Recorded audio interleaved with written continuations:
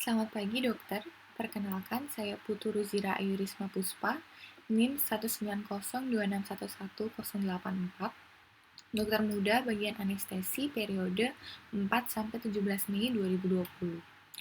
Hari ini saya akan membawakan materi dengan judul Resusitasi Jantung Paru yang sesuai dengan AHA Guideline 2015. Yang pertama, apa itu bantuan hidup dasar atau kita sebut sebagai BHD? Bantuan hidup dasar merupakan suatu tindakan oksigenasi darurat untuk mempertahankan ventilasi paru dan mendistribusikan darah oksigenasi ke jaringan-jaringan tubuh. Di mana bantuan hidup dasar ini dilakukan sampai kembalinya sirkulasi sistemik secara spontan atau telah tiba bantuan dengan peralatan yang lebih lengkap untuk bantuan hidup lanjutan. Adapun aspek dasar dari BHD sendiri itu ada 4. Yang pertama adalah mengenali terjadinya serangan jantung. Yang kedua, aktivasi respon sistem gawat darurat. Dan yang ketiga, melakukan RJP atau resusitasi jantung paru sedini mungkin. Dan yang terakhir yaitu defibrilasi menggunakan defibrilator. Ketika menemukan pasien dengan henti jantung dan henti nafas, mulailah dengan kompresi dada secepat mungkin setelah mengenali kasus serangan jantung. Hal ini dikarenakan pasien berpacu dengan waktu. Semakin lama pasien mendapatkan pertolongan, prognosis dari pasien akan semakin buruk. Rentan waktu saat terjadinya kejadian sampai dengan dilakukannya pertolongan pertama adalah 1-5 menit, di mana hal ini dapat meningkatkan survival rate dari pasien, yaitu di atas 50%. Selanjutnya, apa itu resusitasi jantung paru atau RJP? Resusitasi jantung paru atau RJP merupakan suatu upaya untuk mengembalikan fungsi nafas dan atau sirkulasi yang berhenti oleh berbagai sebab atau disebut juga sebagai kematian klinis ke fungsinya yang optimal. Di mana resusitasi jantung paru ini dapat mencegah kematian sel-sel akibat kekurangan oksigen atau disebut juga sebagai kematian biologis. Adapun indikasi dari RJP yaitu henti nafas dan juga henti jantung. Henti nafas merupakan suatu keadaan di mana seseorang berhenti bernafas atau bernafas dengan tidak efektif, yang ditandai dengan tidak adanya gerakan dada dan aliran udara pernafasan dari korban. Henti nafas sendiri ada disebut juga sebagai henti nafas primer atau respiratory arrest, di mana hal ini dapat disebabkan oleh banyak hal, misalnya serangan stroke, keracunan obat, tenggelam, inhalasi uap atau gas, kemudian obstruksi jalan nafas yang disebabkan oleh benda asing, bisa juga terjadi karena tercekik atau trauma, dan lain-lain. Pada awal henti nafas, jantung masih berdenyut dan nadinya juga masih teraba, di mana oksigen masih dapat masuk ke dalam darah untuk beberapa menit, dan juga jantung masih dapat mensirkulasikan darah ke otak dan juga organ-organ vital lainnya. Dengan memberikan bantuan resusitasi, kita dapat membantu menjalankan sirkulasi menjadi lebih baik dan juga mencegah kegagalan dari perfungsi organ. Selanjutnya yaitu henti jantung, yaitu ketidaksanggupan curah jantung untuk memenuhi kebutuhan oksigen ke otak dan juga organ vital lainnya secara mendadak. Di mana hal ini ditandai dengan denyut nadi besar yang tidak teraba seperti pada arteri karotis, arteri femoralis dan juga arteri radialis, juga disertai dengan adanya kebiruan atau sianosis dan juga pasien tidak sadar. Sebagian besar henti jantung ini disebabkan oleh fibrilasi ventrikel atau takikardi tanpa denyut. Kemudian disusul juga oleh ventricle asystole dan juga disosiasi elektromekanik. Dua jenis henti jantung yang terakhir ini lebih sulit ditanggulangi karena akibat dari gangguan pacemaker jantung. Sedangkan fibrilasi ventrikel itu terjadi karena koordinasi aktivitas jantung yang menghilang. Apabila iskemi melebihi 3-4 menit pada suhu normal, hal ini akan menyebabkan terjadinya kerusakan pada korteks cerebri yang bersifat menetap, walaupun setelah itu dapat membuat jantung berdenyut kembali. Henti jantung ini dapat kembali normal jika dilakukan tindakan yang tepat atau akan menyebabkan kematian atau kerusakan otak menetap apabila tindakan dilakukan tidak adekuat. Adapun menurut AHA Guideline 2015, yaitu disebut juga sebagai chain of survival atau rantai kelangsungan hidup, di mana dibagi menjadi dua, yaitu HCA atau Hospital Cardiac Arrest dan OHCA atau Out Hospital Cardiac Arrest, di mana urutan rantai kelangsungan hidup pada pasien dengan henti jantung dapat berubah tergantung dengan lokasi kejadian. Apabila terjadinya di dalam rumah sakit, dapat dilakukan pengawasan dan pencegahan, kemudian pengenalan dan pengaktifan sistem tanggap darurat, kemudian dilakukan CPR atau RJP berkualitas tinggi dengan secepatnya. Apabila terjadi di rumah sakit, bisa dilakukan defibrilasi secara cepat oleh tim medis, kemudian dilanjutkan dengan bantuan hidup lanjutan dan juga perawatan pasca serangan jantung, di mana hal ini bisa dilakukan di ICU. Sedangkan apabila terjadinya di luar rumah sakit, hal yang pertama dilakukan yaitu pengenalan dan pengaktifan sistem tanggap darurat. Kemudian dilakukan CPR atau RJP berkualitas tinggi secepatnya, dan apabila ada, dilakukan defibrilasi secara cepat. Kemudian ada layanan medis darurat dasar dan lanjutan, dan juga bantuan hidup lanjutan dan perawatan pasca serangan jantung apabila sudah sampai di rumah sakit. Adapun urutan tindakan resusitasi jantung paru, yang pertama yaitu danger, kemudian dilanjutkan oleh response, lalu shout atau ask for help, kemudian circulation, airway, dan breathing. Yang pertama yaitu danger. Perhatikan dahulu segala sesuatu yang berpotensi menimbulkan bahaya sebelum menolong pasien, seperti lalu lintas kendaraan, jalur listrik, asap, cuaca ekstrim, atau emosi dari orang di sekitar lokasi kejadian. Kemudian, gunakan alat perlindungan diri yang sesuai. Apabila ada ancaman bahaya, jangan memindahkan korban, misalnya api atau gas beracun. Apabila penolong harus memindahkan korban, maka harus dilakukan secepat dan seaman mungkin dengan sumber daya yang sedia. Di mana aspek dari danger ini ada 3, yaitu amankan diri sendiri, amankan pasien, dan kemudian amankan lingkungan. Selanjutnya yaitu respons, yaitu dengan memanggil korban dengan suara yang keras atau menepuk bahu korban. Setelah mengamankan tempat kejadian, selanjutnya harus diperiksa respon dari korban untuk mengevaluasi tingkat kesadaran dengan memanggil atau menepuk bahu korban. Adapun respon dari korban yaitu dibagi menjadi 4. Yang pertama yaitu alert atau awas, di mana ini merupakan kondisi di mana korban sadar meskipun mungkin masih dalam keadaan bingung terhadap apa yang terjadi. Yang kedua yaitu verbal atau suara, yaitu kondisi di mana korban merespon terhadap rangsangan suara yang diberikan. Oleh karena itu, penolong harus memberikan rangsangan suara yang nyaring ketika melakukan penilaian pada tahap ini. Selanjutnya, yaitu pain atau nyeri, di mana ini merupakan kondisi di mana korban merespon terhadap rangsangan nyeri yang diberikan oleh penolong. Di mana rangsangan nyeri itu sendiri dapat diberikan melalui penekanan dengan keras di pangkal kuku, atau penekanan dengan menggunakan sendi jari tangan yang dikepalkan pada tulang sternum atau tulang dada. Namun, sebelumnya harus dipastikan bahwa tidak ada tanda cedera di daerah tersebut sebelum melakukan penilaian ini. Dan yang terakhir yaitu unresponsive atau tidak respon, di mana ini merupakan kondisi di mana korban tidak merespon dengan suara maupun rangsangan nyeri. Apabila korban tidak menunjukkan reaksi, akan lebih baik bila penolong juga memeriksa pernafasan dan denyut nadi korban seiring dengan pemeriksaan respon, agar tidak menunda dilakukannya resusitasi jantung paru. Selanjutnya yaitu shout. Apabila pasien tidak memberikan respon, selanjutnya dipanggil bantuan untuk membantu mengaktifkan Emergency Medical Service atau EMS.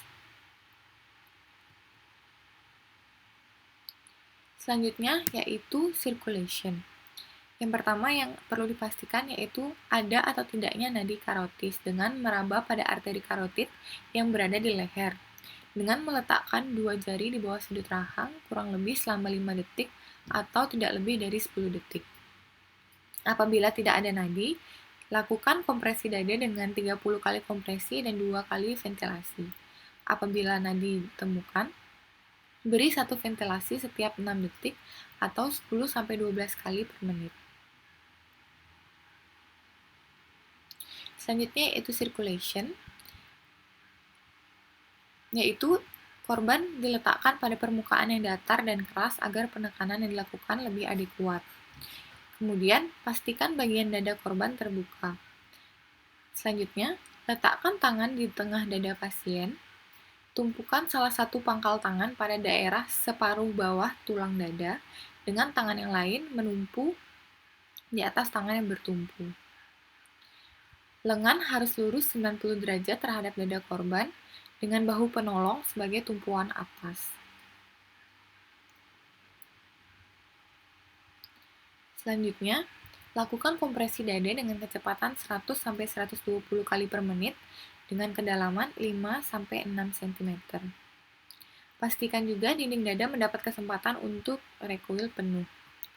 Berikan 2 kali bantuan nafas setelah selesai melakukan 30 kompresi. Dengan resusitasi ini harus dilakukan dengan minimum interupsi. Selanjutnya yaitu airway, bisa dilakukan triple airway maneuver yaitu head tilt, chin lift, dan jaw thrust. Namun, perlu hati-hati pada pasien dengan cedera servikal. Head tilt dan chin lift ini dilakukan untuk membebaskan jalan nafas dari sumbatan pangkal lidah. Bisa dilakukan pada korban yang tidak sadarkan diri dengan menekan dahi sambil menarik dagu hingga melewati posisi netral, tetapi jangan sampai menyebabkan terjadinya hiperekstensi dari leher. Nah, apabila ada obstruksi jalan nafas, bisa dilakukan dengan menyingkirkan atau mengambil dengan jari apabila obstruksinya itu oleh karena benda padat.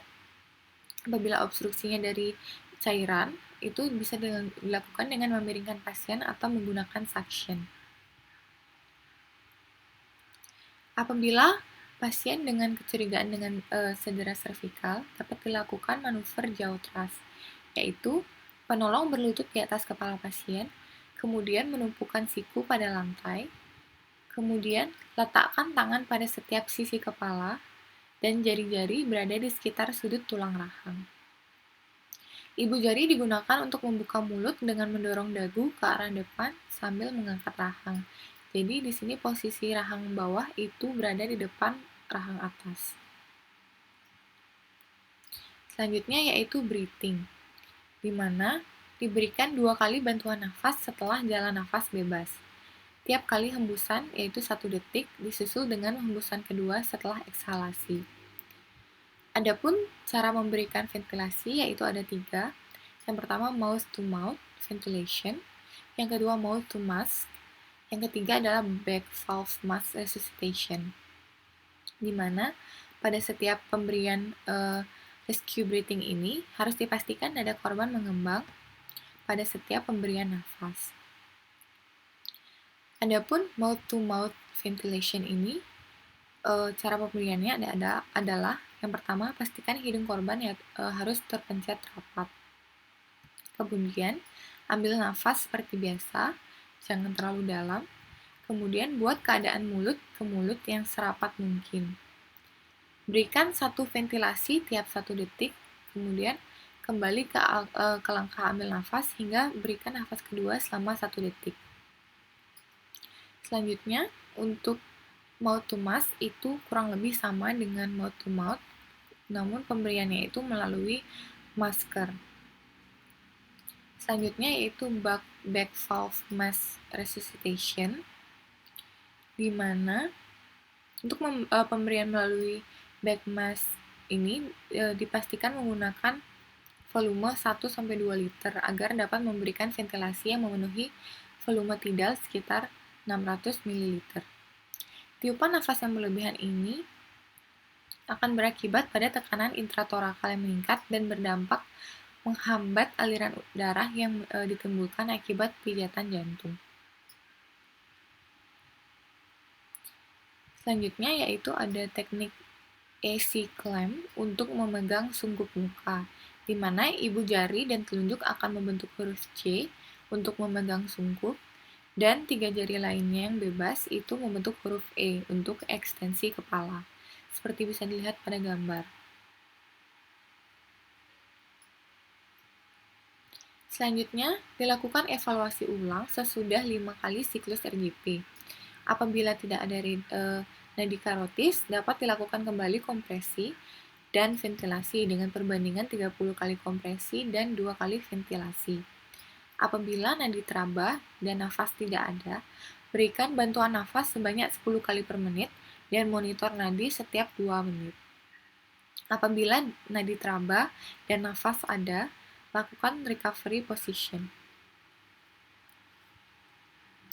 Adapun indikasi untuk menghentikan resusitasi jantung paru, yang pertama yaitu ROSC atau Return of Spontaneous Circulation. Yang kedua, penolong yang lebih ahli sudah datang. Yang ketiga, pasien dinyatakan meninggal oleh tenaga ahli atau sudah ditemukan tanda-tanda kematian yang irreversible. Kemudian yang terakhir adalah penolong kelelahan.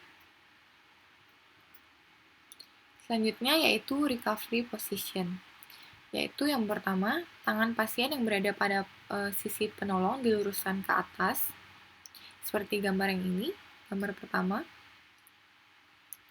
Kemudian yang kedua, tangan lainnya disilangkan ke leher dan telapak tangan mengarah ke pipi korban, seperti pada gambar 2.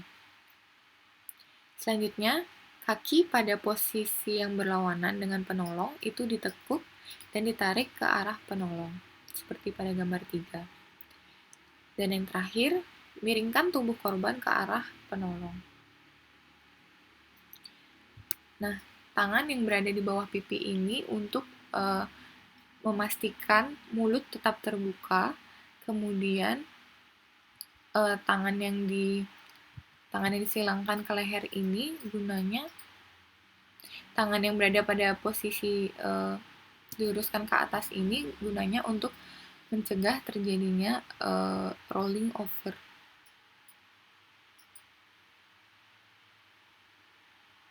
Adapun algoritma penanganan serangan jantung pada dewasa menurut American Heart Association Guideline tahun 2015, yaitu yang pertama adalah amankan lokasi kejadian. Apabila korban tidak menunjukkan reaksi, teriak untuk mendapatkan pertolongan terdekat dan aktifkan sistem tanggap darurat melalui perangkat bergerak jika tersedia.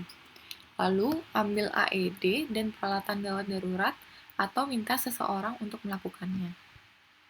Selanjutnya yang harus diperhatikan yaitu nafas. Apakah nafas terhenti atau tersengal? Dan juga periksa denyut secara bersamaan. Apakah denyut benar-benar terasa dalam 10 detik? Apabila pasien nafas normal dan ada denyut, lakukan pemantauan hingga tenaga medis terlatih tiba di lokasi kejadian. Apabila nafas tidak normal namun ada denyut, bisa diberikan nafas buatan 1 kali nafas buatan setiap 5-6 detik atau sekitar 10-12 kali nafas buatan per menit. Kemudian aktifkan sistem tanggap darurat jika belum dilakukan setelah 2 menit. Terus berikan nafas buatan, kemudian periksa denyut kurang lebih setiap 2 menit. Apabila tidak ada denyut, mulai lakukan RGP. Dan apabila kemungkinan terjadi overdosis opioid, berikan naloxone sesuai protokol jika berlaku. Nah, apabila nafas terhenti atau nafas tersengal dan tidak ditemukan adanya denyut jantung dan nadi, dilanjutkan dengan dilakukan CPR atau RGP. Dimulai siklus dengan 30 kali kompresi dan juga pemberian 2 kali nafas buatan. Gunakan juga AED segera apabila sudah tersedia. Apabila AED sudah tersedia, periksa ritme detak jantung. Apakah ritme dapat dikejut atau tidak? Ini akan dianalisis langsung secara otomatis oleh AED. Apabila ritmenya dapat dikejut, terapkan 1 kejut dengan dilanjutkan dengan CPR kurang lebih selama 2 menit hingga AED memperbolehkan pemeriksaan ritme. lalu dilanjutkan hingga tenaga bantuan lanjutan mengambil alih atau korban mulai bergerak. Apabila ritme jantung tidak dapat dikejut, segera lanjutkan dengan CPR atau RJP kurang lebih selama 2 menit hingga AED memperbolehkan untuk pemeriksaan ritme. Lanjutkan RJP hingga tenaga bantuan hidup lanjutan mengambil alih atau korban mulai bergerak. Adapun anjuran dan larangan untuk bantuan hidup dasar atau RJP berkualitas tinggi untuk dewasa, di mana penolong harus melakukan kompresi dada dengan kecepatan 100-120 kali per menit. Ini sesuai dengan guideline dari American Heart Association tahun 2015, di mana kompresi itu dilakukan dengan kedalaman minimum 5 cm dan memperbolehkan recoil penuh setelah setiap kali kompresi. Selain itu harus diminimalisir jeda dalam kompresi dan pemberian ventilasi itu harus cukup, di mana diberikan 2 kali nafas buatan setelah 30 kali kompresi. Setiap nafas buatan diberikan lebih dari 1 detik, di mana setiap kali diberikan, dada akan terangkat. Adapun hal yang tidak boleh dilakukan oleh penolong yaitu melakukan kompresi pada kecepatan lebih rendah dari 100 kali per menit atau lebih cepat dari 120 kali per menit. Kemudian, kompresi yang dilakukan yaitu dengan kedalaman kurang dari 5 cm atau lebih dari 6 cm. Jadi yang diperbolehkan yaitu minimal 5 cm dan maksimal 6 cm. Selanjutnya, tidak boleh bertumpu di atas dada di antara kompresi yang dilakukan, karena hal ini akan menghambat recoil penuh. Kemudian, selanjutnya yaitu menghentikan kompresi lebih dari 10 detik dan memberikan ventilasi yang berlebihan. Misalnya, terlalu banyak nafas buatan atau memberikan nafas buatan dengan kekuatan yang berlebihan. Adapun yang disebut sebagai high quality CPR atau RJP, yaitu ada beberapa komponen, di mana pada dewasa dan remaja, yaitu yang pertama yaitu komponen keamanan lokasi. Harus dipastikan lingkungan telah aman untuk penolong dan juga korban. Selanjutnya yaitu komponen pengenalan serangan jantung. Harus diperiksa adanya reaksi, kemudian apabila nafas terhenti atau tersengal, kemudian apakah tidak adanya denyut yang terasa dalam 10 detik. Nah, pemeriksaan nafas denyut ini sendiri dapat dilakukan secara bersamaan dengan waktu kurang dari 10 detik. Selanjutnya yaitu komponen pengaktifan sistem tanggap darurat, di mana apabila kita sebagai penolong itu sendiri tanpa ponsel, kita harus meninggalkan korban untuk mengaktifkan sistem tanggap darurat untuk mengambil AED sebelum memulai RJP atau mengirim orang lain untuk melakukannya dan memulai RJP secepat mungkin. Apabila AED sudah tersedia, juga harus digunakan dengan secepat mungkin. Selanjutnya yaitu komponen rasio kompresi ventilasi tanpa saluran udara lanjutan. Itu untuk dewasa dan anak remaja itu dilakukan oleh 1 atau 2 penolong dengan perbandingan 30 kali kompresi dan 2 kali ventilasi. Sedangkan pada anak-anak dan bayi itu cukup 1 penolong dengan rasio kompresi 30 kali dan juga 2 kali ventilasi. Apabila terdapat 2 penolong atau lebih, bisa diberikan 15 kali kompresi dan 2 kali ventilasi pada anak-anak dan bayi. Selanjutnya yaitu komponen rasio kompresi ventilasi dengan saluran udara lanjutan. Ini harus dilakukan kompresi berkelanjutan dengan kecepatan 100-120 kali per menit dengan pemberian 1 nafas buatan setiap 6 detik atau 10 kali nafas buatan selama 1 menit. Untuk kecepatan kompresinya ini pada orang dewasa dan pada anak-anak maupun bayi itu sama, yaitu 100-120 kali per menit. Untuk kedalaman kompresinya pada orang dewasa atau remaja itu minimal 5 cm. Untuk anak-anak dan bayi itu minimum 1/3 dari diameter anterior posterior dada. Selanjutnya untuk komponen penempatan tangan pada orang dewasa dan remaja, itu dua tangan berada di separuh bagian tulang bawah dada atau tulang sternum. Sedangkan pada anak-anak dan bayi yaitu dengan dua tangan atau satu tangan berada di separuh bagian bawah tulang dada atau sternum. Untuk recoil dada, itu komponen yang selanjutnya, dilakukan recoil penuh dada setiap kali kompresi. Jangan bertumpu di atas dada setiap kali kompresi karena hal ini akan mengganggu dari recoil dada. Selanjutnya, komponen meminimalkan gangguan, yaitu kita harus membatasi gangguan dalam kompresi dada menjadi kurang dari 10 detik. Sekian materi resusitasi jantung paru. Terima kasih.